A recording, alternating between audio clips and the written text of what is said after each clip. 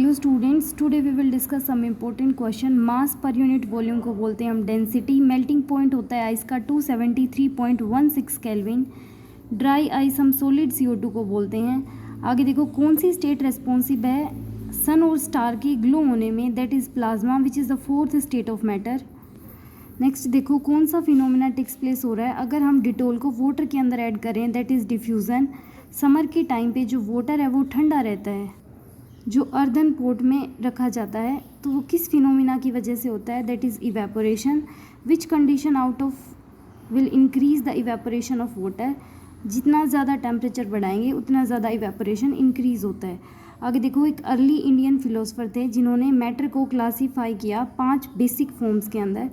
Next है the common unit of measuring volume, that is litre. With increase in temperature the kinetic energy है वो भी increase होती है। नेक्स्ट देखो, the rate of diffusion of liquid is higher than that of solid. Diffusion क्या होता है कि मटेरियल का ट्रांसफ़र होना, तो लिक्विड में क्या होगा, डिफ्यूज़ जल्दी कर पाएंगे in comparison to solid.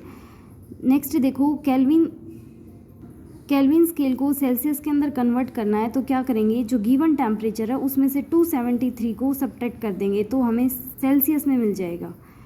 Next देखो, जो ह्यूमिडिटी होता है वो क्या होता है, amount of water vapour present in the air. जो गैसेस होती हैं वो हाईली कंप्रेसिबल होती हैं इन कंपैरिजन टू सॉलिड और लिक्विड। लिक्विड जो होते हैं उनका फिक्स्ड वॉल्यूम होता है और फिक्स्ड शेप होती है। ये बात फॉल्स है, क्योंकि लिक्विड जो है, जो कंटेनर होता है उसी की शेप को गेन कर लेता है। कंप्रेस्ड नेचुरल गैस को इन दिनों में व्हीकल्स के अंदर यूज़ किया जाता है, ये बात सही है।